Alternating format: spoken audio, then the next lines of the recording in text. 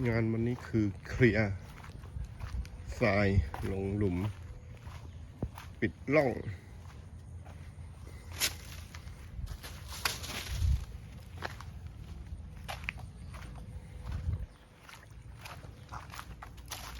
รถ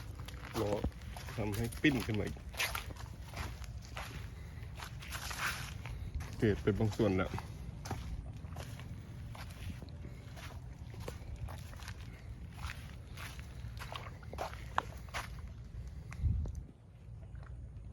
ถ้าฝนตกหนักคืนนี้น้ำก็ต้องโผล่มาทางนี้แน่เลยทางนี้ไม่ได้ไม่เป็นไรไงต้องเกียร์หมดนี้เนี่ย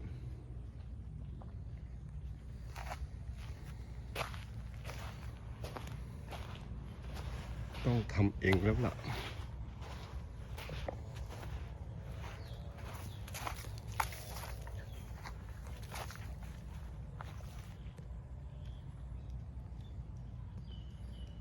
ค่อยๆทยอยเอาลงเพื่อให้ควายเดินปลอดภัยไม่งั้นตรงนี้อันตรายมากโอเค